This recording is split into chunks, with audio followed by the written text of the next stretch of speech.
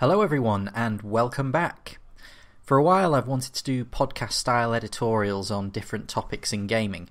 That said, I feel that the value of such things is much less than that of a review, so I've been focusing on trying to nail a style and format for the review videos, and I'd like to use this editorial as a chance to share my plans on that with you. So first, I'm mainly going to be reviewing games that I either enjoy or that I think other people will enjoy. And the reason for that is that there's a lot of negative material on YouTube, and I enjoy seeing a shit game get torn apart just as much as the next gamer, but I wanted to try and do something a little bit different. And I thought that a good way to do that would be to try and build a channel which was a list of games that someone, i.e. me, thinks is good or that other people will enjoy. So the idea is if you subscribe to my channel, you know that you're going to be getting reviews of material that somebody thinks is actually worth owning. Now, as for the games that I'm going to be covering, I'm not really going to put any limits in place. I think just anything in my back catalogue that I've played that I think is good. I'm not going to tie myself to a specific genre. I may jump onto consoles. I've still got the capture card that I was using to make my very, very, very earliest videos. Oh, Christ, this is so terrible. But yeah, I'm not going to limit myself to anything specific. The idea is just simply games that I think are good or that I think other people are going to enjoy. Now, I may occasionally do a bad game because, like I said, that it's fun to rip something apart when it's a really bad game and you've wasted your money on it, and the only way you're going to get your enjoyment is by flaying it.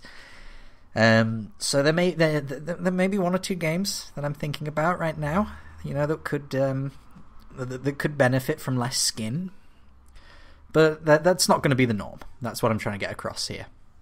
But of course, reviews and what is good, what is not good, this is all a matter of taste, and this leads me into a discussion on style. Now, I'm not an objective reviewer. In fact, I don't think objective reviewers even exist. As a creative medium, assessing games is really, really subjective. Now, you've got things which are subjective and you've got things which are objective.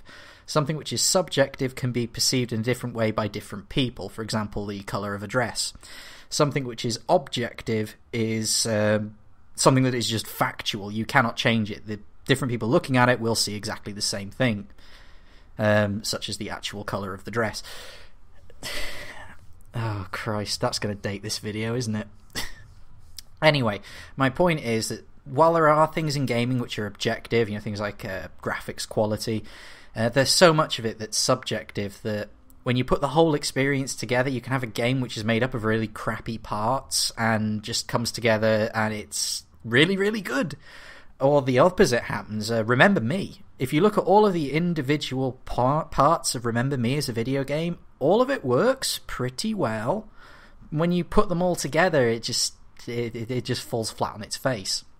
So this is kind of where I'm going with that. It's pointless to try and do an objective review. You just talk about your opinions of the game, you explain your opinions of the game, you explain why you think something is good, why you think something is bad, and that way the person watching the review, they can decide, actually, I agree with that, that really annoys me as well, or they can go, well, that doesn't bother me, that's not going to be a huge turn-off.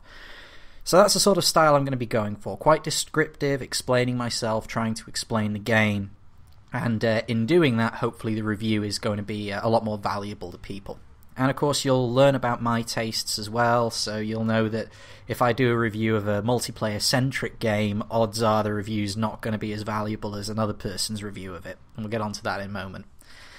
But first of all, what I want to say is I'm not entirely comfortable calling what I've been doing so far reviews. Now, a piece of feedback that I got on the Mount & Blade review from a couple of people was that I left so much of it out. And the main one people said about was the multiplayer. But that's bias number one. I'm not a multiplayer gamer.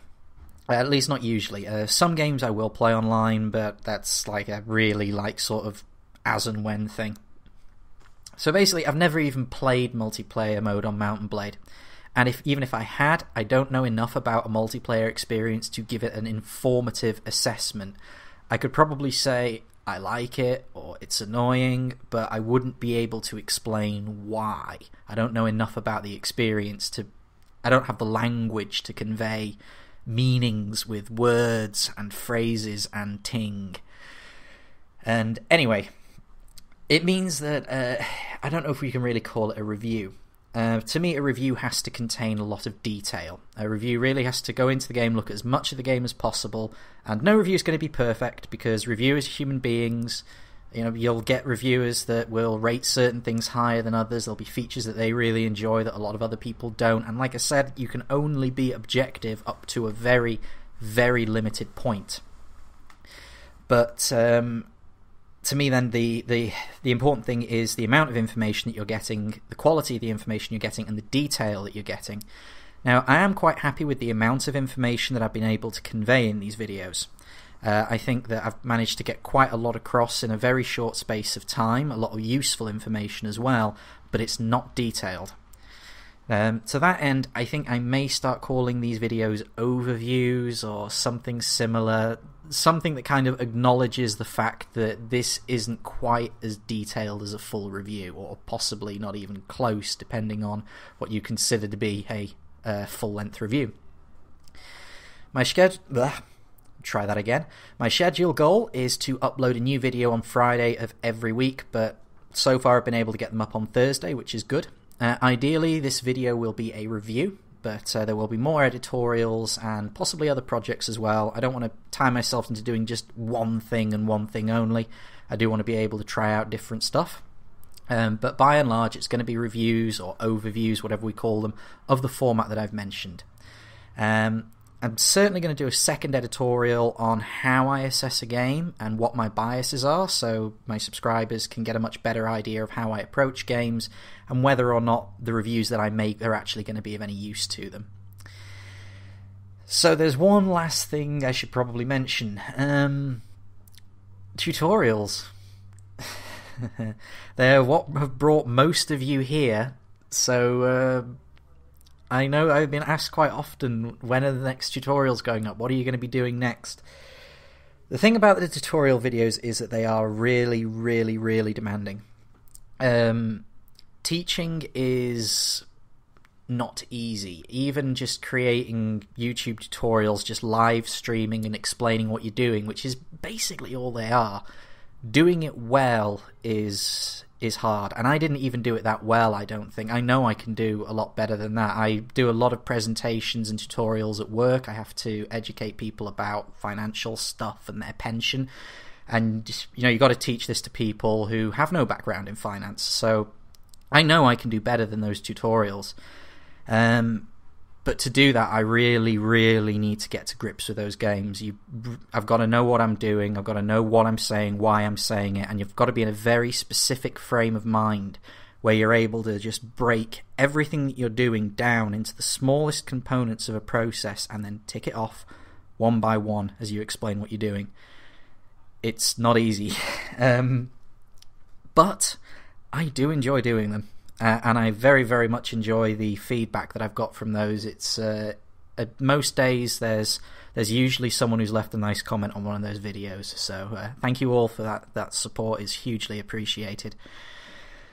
So you're probably going to be wanting to know, when is the next tutorial? What's it going to be? Well, I didn't want to say anything, but I have installed Hearts of Iron 2. I've not played it yet. I think I booted it up for about 10 minutes about 4 or 5 years ago. And I'm not making any promises here. It is something that I do want to do. But my time is limited. And like I say, the bread and butter is going to be those reviews of the games that I really, really enjoy. But if I'm going to be doing tutorials, I want to challenge myself, learn a new game, and that game is going to be Hearts of Iron 2. And if I can get to grips with it, I will certainly share that experience with my subscribers. So that's it. There we go. Editorial 01 is over. I hope this was useful to you, and next week we shall return to our regularly scheduled programming with a review of Towerfall Ascension. But for now, I'm Evis T, signing off.